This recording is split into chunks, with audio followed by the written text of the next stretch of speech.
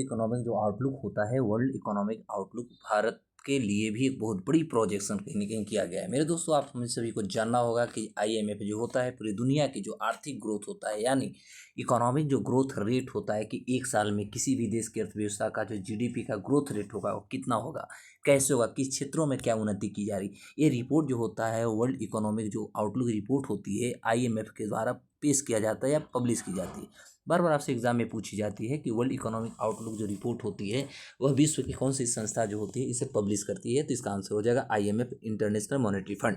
तो अभी international monetary fund जो है 2025 और 2026 के लेकर के दुनिया की अर्थव्यवस्था को लेकर के इन्होंने भविष्यवाणी कर चुका है। और इस भविष्यवाणी में बात हम करेंगे कि भारत का हमारा इकोनॉमिक ग्रोथ अगेन पूरी दुनिया की अर्थव्यवस्था से सबसे तेजी से बढ़ने वाली अर्थव्यवस्था हो गया। आपको ये भी पता होनी चाहिए कि हमारी भारत की अर्थव्यवस्था दुनिया की चौथी अर्थव्यवस्था हो चुकी है। जापान की अर्थव्यवस्था को पछाड़ते हुए भारत दुनिया की चौथी अर्थव्यवस्था बन चुकी है। अब ऐसा माना जाता है कि 2025-26 के अंत होते होते भारत दुनिया की तीसरी भी अर्थव्यवस्था बन जाएगी, इसमें कोई संशय नहीं है। तो आज हम लोग डिस्कस करेंगे कि वर्ल्ड इकोनॉमिक आउटलुक जो है इसमें आखिर भारत के लिए आईएमएफ ने क्या प्रोजेक्ट किया है, क्या अनुमान लगाया है कि 2025 तक हमारा इकोनॉमिक ग्रोथ कितना रहेगा और 2026 में कितना रहेगा। तो नमस्कार दोस्तों, आप अंत तक बने रहें क्योंकि एक नंबर आपका कोई रोकने वाला नहीं है। तो अंतर्राष्ट्रीय मुद्रा कोष यानी आईएमएफ द्वारा अप्रैल 2025 में जारी वर्ल्ड इकोनॉमिक आउटलुक रिपोर्ट के अनुसार यदि देखेंगे तो भारत अब जापान के बराबर यानी चौथे स्थान पर भारत आ चुका है, जिससे कि वह दुनिया की चौथी सबसे बड़ी अर्थव्यवस्था भी बन चुकी है। इसके अलावा आईएमएफ ने भारत को अगले 2 वर्षों के लिए सबसे तेजी से बढ़ने वाली या बढ़ती हुई प्रमुख अर्थव्यवस्थाओं के रूप में भी भारत को नामित किया है। आपको मैं बता दूं कि आईएमएफ यानी इंटरनेशनल मॉनेटरी फंड जो है इसके माध्यम से वर्ल्ड इकोनॉमिक आउटलुक निकाली जाती है। और यह अंतर्राष्ट्रीय मुद्रा कोष द्वारा यानी आईएमएफ द्वारा देखेंगे तो वर्ष में 2 बार अप्रैल एक होता है और एक आपका अक्टूबर होता है, 2 बार जारी की जाती है। और इसमें वैश्विक आर्थिक रिपोर्ट में दुनिया की अर्थव्यवस्था को एक अनुमान लगाई जाती है। इसका मुख्य उद्देश्य ये होता है कि वैश्विक आर्थिक जो प्रदर्शन होता है उसकी संभावनाओं का मूल्यांकन करना, अल्पकालिक एवं मध्यम अवधि की आर्थिक गतिविधियों पर बात करना, भविष्यवाणियों को भी प्रस्तुत करना, नीति निर्माताओं को आर्थिक दिशा निर्देश देना और वैश्विक जो हमारी असंतुलन होती है, ऋण संकट के साथ साथ जलवायु परिवर्तन जैसे जो दीर्घकालिक हमारे मुद्दाएं होते हैं उस पर ध्यान आकर्षित करने का एक काम करता है। वैश्विक आर्थिक परिदृश्य में देखिएगा तो वैश्विक वृद्धि दर जो होगा आईएमएफ ने कहा है कि 2025 के लिए वैश्विक वृद्धि दर को भी 0.5% से घटाया है और इस तरह से 2.8% रहने का अनुमान लगाइए। वहीं 2026 में वैश्विक वृद्धि दर जो होगा वह मात्र 3% तक रहने का अनुमान लगाइए। वहीं प्रमुख अर्थव्यवस्थाओं की स्थिति देखा जाए तो अमेरिका की जो वृद्धि दर है वो मात्र 1.8% है। वहीं यूरो क्षेत्र यानी यूरोपियन देशों की बात किया जाए तो 0.8% अनुमानित है, जो पिछले अनुमानों से भी कहीं ना कहीं कम है।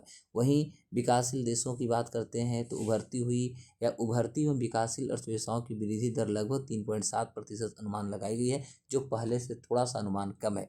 तो आज हम बात करेंगे कि 2025 के शीर्ष 10 वैश्विक अर्थव्यवस्थाओं का जीडीपी के आधार पर क्या मूल्यांकन की गई है।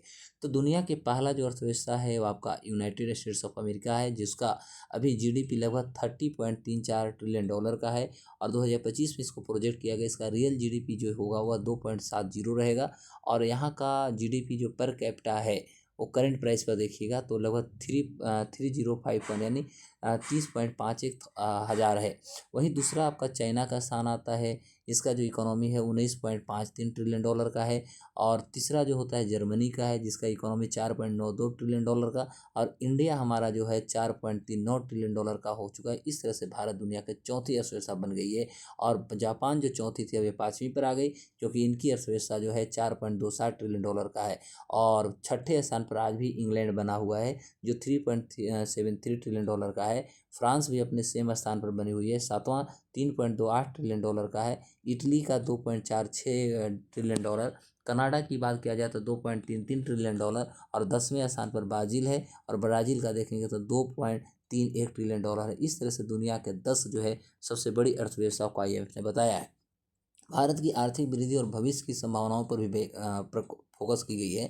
विकास दर आईएमएफ ने वर्ष 2025 के लिए भारत की आर्थिक वृद्धि दर 6.2% अनुमानित की है, जो पहले के 6.5% अनुमान से थोड़ा सा कम है।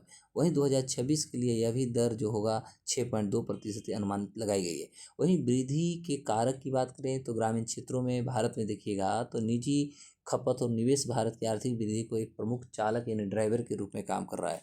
भविष्य की यदि हम स्थिति को देखें तो आईएमएफ का यह भी अनुमान है कि भारत का वर्ष 2030 तक जर्मनी व जापान को पीछे छोड़ते हुए दुनिया का भारत जो होगी तीसरी सबसे बड़ी अर्थव्यवस्था 2030 तक बन जाएगी। ये मैं नहीं कर रहा हूँ और ये कोई भारत सरकार नहीं कर, ये आईएमएफ का प्रोजेक्शन है, आईएमएफ का ये आपका अनुमान है। तो इससे आपका एक क्वेश्चन जो होगा आने वाले एग्जाम में आपका कन्फर्म एक क्वेश्चन इससे सॉल्व हो जाएंगे। इसलिए आप इसे आराम से अच्छे से इसको नोट्स जरूर आप तैयार कर लें और ज़्यादा से ज़्यादा दोस्तों तक आप जरूर शेयर करें।